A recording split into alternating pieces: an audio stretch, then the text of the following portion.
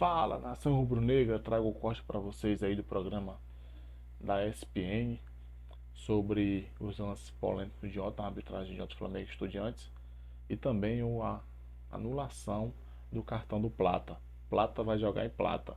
Então, se você for flamenguista, se você acreditar na classificação do Flamengo, deixa o like, se inscreva no canal e vamos para o vídeo. Segundo tempo, toque de mão e a expulsão do Plata. E o gol do Estudiantes, que também é bastante questionado pelos rubro-negros. A Renata Ruel, então, está aqui com a gente. Rê, bem-vinda. Foi uma semana aí de muito trabalho, mas ontem mesmo eu citei, a Renata gabaritou o que aconteceu no jogo do Atlético. Não foi, Jailson? Do Palmeiras e também no jogo de ontem. E a gente vai mostrar os lances, Rê, e aí você já, rapidinho, só pra gente repassar esses lances, você já opina se a marcação foi correta ou não. Maravilha, vamos lá. Boa tarde a todos. E já vamos começar a falar dessas polêmicas, sim. Falando principalmente que eu acho que nessa semifinal de Libertadores nós tivemos arbitragens ruins. Não foi só no Flamengo contra o Estudiantes ontem. Palmeiras e River foi ruim, mas para os dois lados. E também temos polêmicas no jogo do São Paulo com o LDU. Então, são arbitragens mais polêmicas nessa semifinal, que deixaram a desejar, que para mim, coisa que não tinha acontecido até então nessa Libertadores. Começando com o lance do Samuel Lino, sendo específica na regra. Quem toma a frente ali na jogada? O atacante está na frente. Você vê, assim, um toque sutil, mas tem esse toque do defensor. Esse toque é o que desequilibra o Samuel Lino, por isso ele trança o pé.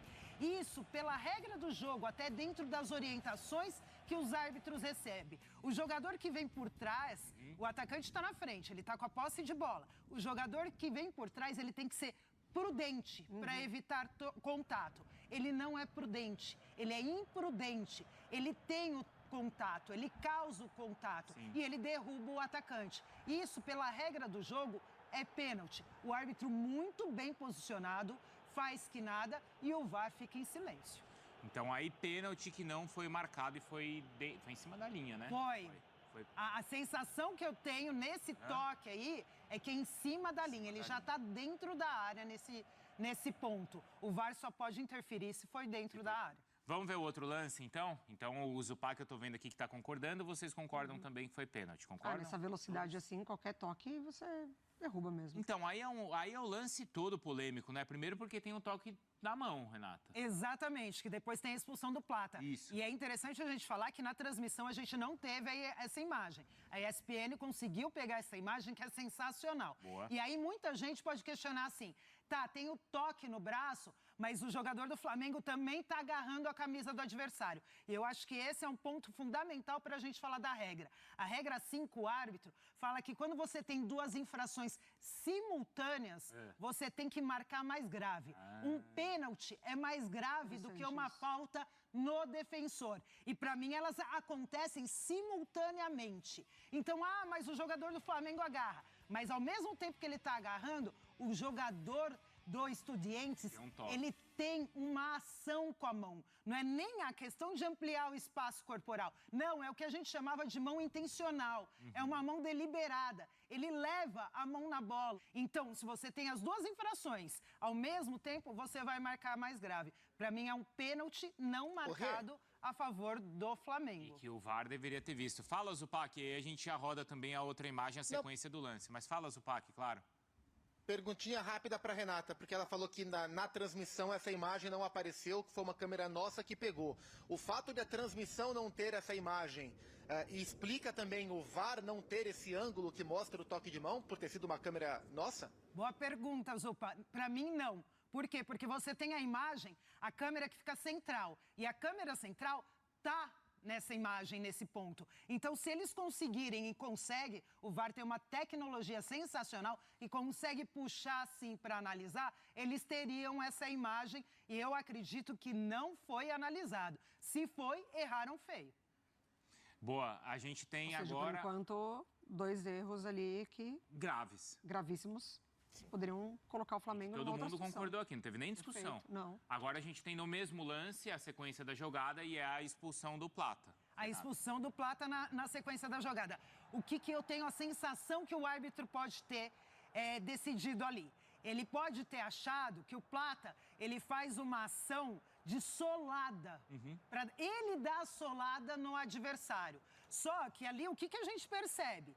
Que você tem uma disputa por espaço, uma disputa de bola. E aí ele coloca o pé ali sim, mas vem até o outro jogador que, na sequência do chute, acaba acertando o Plata.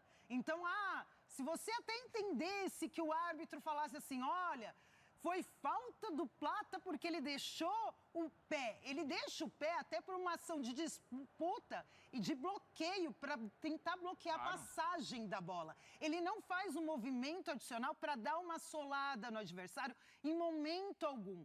Então, para mim, é uma disputa de bola onde eu acredito que o árbitro tenha entendido como solada e não ocorreu. Eu não vejo falta para cartão amarelo de jeito nenhum ali. Eu vejo um erro também da arbitragem nessa expulsão, só que aí você tem um agravamento. Como é o segundo amarelo, o VAR não pode interferir. Não é lance de VAR, você só pode interferir quando é vermelho direto. E aí não tem como o VAR entrar numa jogada dessa. Porém, como você teve a penalidade a interferência viria antes, né? Baseada no pênalti. O VAR teria que ter revisto toda a jogada e revendo toda a jogada e até sugerindo revisão para uma penalidade, ele poderia mostrar a sequência das jogadas para o árbitro e aí o árbitro rever a jogada e falar, pô, aqui também não era amarelo, eu vou marcar o pênalti aqui e vou tirar o amarelo ali. Ou não vou marcar o pênalti, mas posso tirar o amarelo. Mas o VAR só poderia sugerir a revisão por causa do lance de mão antes. E aí os jogadores do Estudiantes, na hora, ficam apontando que foi fora da área. Nem eles reclamam do amarelo. Sim. Eles estão pensando que o árbitro está marcando pênalti. Sim. Agora, o áudio do VAR foi divulgado. Vamos ver, então, como eles analisaram e por que tomaram essa decisão. No minuto 81, em uma disputa pela bola, o atacante rubro-negro joga a bola. Posteriormente, o defensor de camisa branca chuta o pé do atacante e ambos caem no chão, não configurando infração do atacante. O árbitro observa a ação e sanciona incorretamente o jogador rubro-negro, expulsando por duplo cartão. Vale esclarecer que, de acordo com o protocolo VAR e as regras do jogo, o VAR poderá interferir apenas em incidentes dentro das 4 considerações revisáveis, que são gols, pênaltis, cartão vermelho direto e confusão de identidade. Por não configurar nenhum desses incidentes, já que não é uma infração de cartão vermelho direto, o VAR não pode interferir. Na continuação, os áudios e vídeos do VAR. Si la entrada. Sigue adelante, por favor, que es esta afuera del área. 50, lo va a amonestar y expulsar. Atrás. Sigue adelante, sigue adelante. Listo. Dame la close-up. ¿Qué sacó? ¿Qué sacó? Doble amarilla al 50. Para el 50. Al 50. Sigue. Atrás. Sigue adelante. Sigue adelante, sigue adelante. Sigue... Ahí no puede entrar. Juega balón el 50. Permiso. Sí, fuera del área. Sí. Sigue adelante. Espera. Sí, es fuera del área. Fuera del área. No tengo cómo entrar ahí ya. Nada. Sí, vamos. Ele fala quase que lamentando, né? E no final ali, né? Aí eu não posso Ele não entrar. poderia entrar porque era fora da área. Lamentando ali. Ele tá lamentando. Ali eu não posso entrar porque foi fora da área. Não posso fazer nada porque foi fora da área. Mas teve uma falha de analisar a jogada anterior que tem o toque de mão. E aí, por essa imagem, deixa claro isso. Que eles analisaram só o lance ali da falta ou não no Plata, dentro ou não fora da área, mas não analisaram o toque de mão que ocorreu antes. Me chama a atenção quando ele, já observando ali, né, que é fora da área, e ele joga a pergunta para o árbitro, né? O que você achou? Porque ali ele já entendeu que não era lance para cartão amarelo. Sim. Que a falta ali, para ele, foi muito claro quando ele volta, né? Tanto que na própria divulgação oficial, antes, a gente viu ali, né, Zupac, você ouviu que antes do áudio ser mostrado, a gente já viu a própria avaliação da Conmebol de que existiu um erro nessa marcação, Zupac. Não, assim, o erro é claro, porque existem lances que eles são interpretativos, né? Que há margem para interpretação. Ó, a regra foi aplicada aqui, eu acho que aconteceu isso aqui, mas existem lances claros. Esse lance é claro, houve um erro claro na expulsão do Gonçalo Plata, e é baseado nisso que o Flamengo vai tentar reverter este cartão vermelho, porque no entendimento do Flamengo é uma dupla punição, né? O Flamengo foi prejudicado no jogo de ontem, e claramente foi, e fica prejudicado para o jogo da semana que vem em La Plata, sem contar, e eu gostei da brincadeira do Pedro Henrique Torre do texto, é um jogo em La Plata sem o Plata. O Flamengo vai tentar reverter, porque foi um erro crasso. E eu repito, acho pouco provável que reverta, e nem sou a favor, embora reconheça o erro grave. Já pensou, Bruno, se a cada erro de arbitragem, claro ou não, os clubes se sentirem no direito de tentar reverter cartão, considerando a intenção dos dirigentes sempre do benefício próprio, a loucura que isso seria? É por isso que eu não sou a favor da reversão do cartão, embora, claro, concorde que o Flamengo foi prejudicado. Mas quando tem o reconhecimento... eu acho que poderia partir disso. Acho que... Isso interfere? Você... Isso agrava? Isso pode ajudar o Flamengo nesse pedido, Renata? O Zupac até falou da vez que a Conmebol voltou atrás, que foi aquele lance do Dedé, né? Boca e Cruzeiro. Isso. Verdade. E aí você tinha aquele contato, teve a expulsão no campo, e depois a gente olhava as imagens e você falava assim, é inacreditável essa expulsão do Dedé aqui contra o Boca. O Cruzeiro foi prejudicado e conseguiu reverter, e é o único caso que eu conheço até hoje, porque entra muito, eu concordo muito com o Zupac nessa questão. O que a gente vê de erro de arbitragem é surreal. São muitos erros de arbitragem. E aí você entra naquela questão que, se você for reverter todos os erros de arbitragem, imagina o que vai acontecer. Então, assim, eu acho pouco provável, mas eu não acho impossível, até em função desse áudio do VAR. Então, eu acho que esse áudio do VAR deu uma chance a mais para o Flamengo. Um caminho, né? É, um caminho, por mais que eu ache difícil. Não acho agora tão impossível. Então, é algo que o Flamengo tem que entrar, tem que analisar e a gente esperar para ver se consegue reverter para a semana que vem. Ô, Rê, e aquela história de ainda no primeiro tempo, o quarto árbitro ter conversado ali com o técnico do Estudiantes? Isso aí me pegou, hein? Isso me pegou durante a transmissão até, que eu falei, gente, isso é gravíssimo. Muito. Isso é gravíssimo, porque o que acontece? E a acusação é dos jogadores do Flamengo, de que foi um alerta que o jogador, o lateral direito, estava entrando muito firme e poderia levar cartão amarelo. Isso, e aí a gente vê essa imagem do quarto árbitro conversando com o técnico, apontando para o campo, e aí o que eles estão falando é difícil saber, realmente é difícil saber. Então não dá para afirmar que teve esse tipo de conversa. Mas ele fala e o conselho ele é forte, né? Porque ele é forte. Insiste e bastante. Ele acontece logo depois de uma entrada do jogador ali. O jogador 4, né? Camisa 4, Eu esqueci o nome dele agora, mas é o número 4, que já tinha dado... Fala, Zupac. O nome. Não, assim, é o Rojas, né, o lateral direito. Só um detalhe, o que o Eduardo Domingues falou sobre esse lance. Aí a palavra do técnico do Estudiantes. Sim. Que eles, comissão técnica do Estudiantes, achavam que quem tinha o cartão amarelo era o Farias, o número 11. E que o quarto árbitro teria avisado a eles que não é o Farias, é o 4. Tipo, ó, o seu 4 já tá amarelado. E eles, não, mas quem tá amarelado é o 11. E ele, não, quem tá amarelado é o 4. Essa é a explicação do Eduardo Domingues, El Barba, o técnico do Estudiantes. E sendo sincero, fala, Rê. Esse ponto é interessante porque houve uma falta nesse cartão e você tinha o Rojas e você tinha o Farias no lance. E quem faz a falta é o Farias.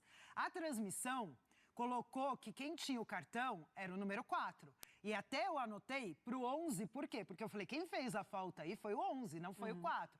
Então, realmente, ali gerou uma dúvida para quem era o cartão. A questão é, o que acontece? Antigamente, você tinha, né, outra dinâmica de arbitragem.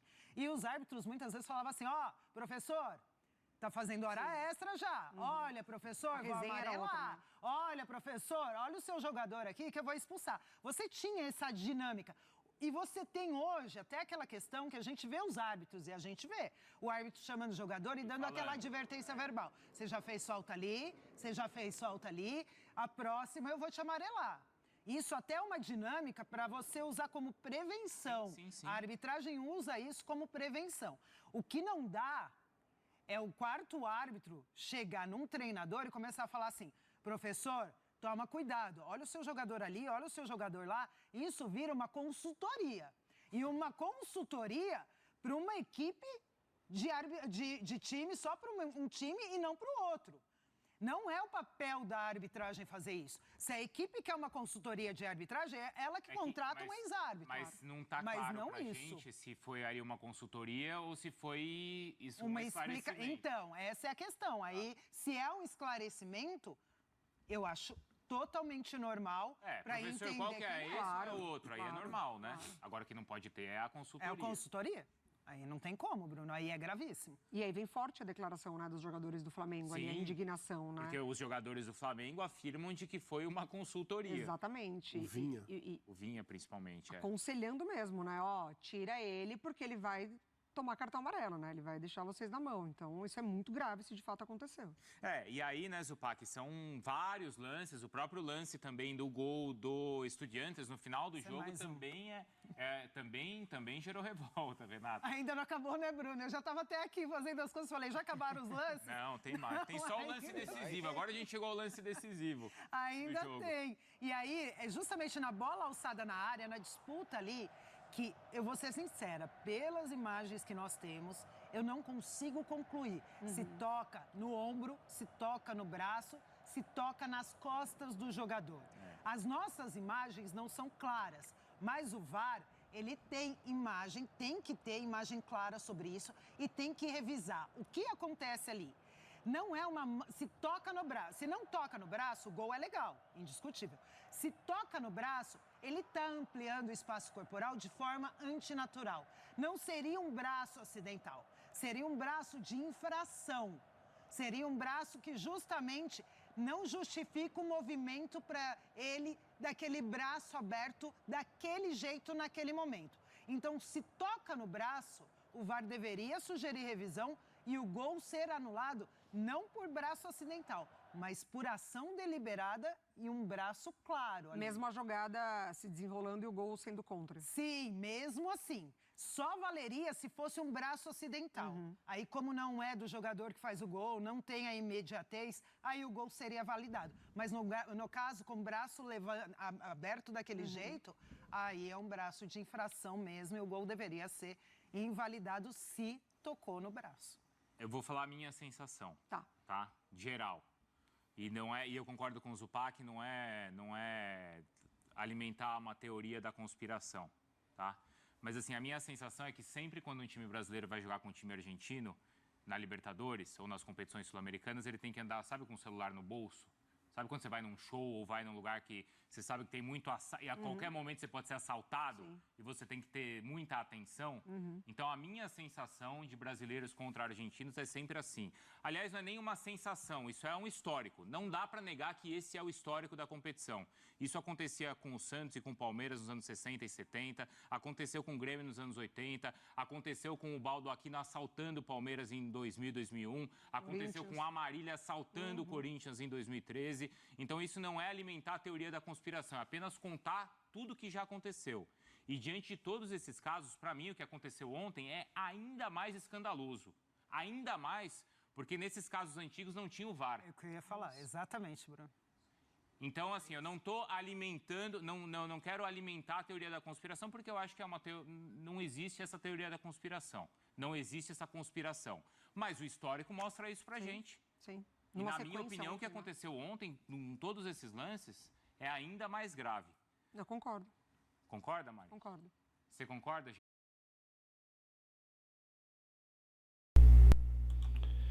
Então é isso, galera.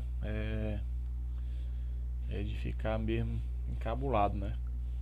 É o que a Conmebol quer fazer, tirar os brasileiros da Libertadores, acabar com essa hegemonia dos brasileiros, né? Que tá os últimos 5 anos aí, os últimos 10 anos, praticamente só dá brasileiro, né?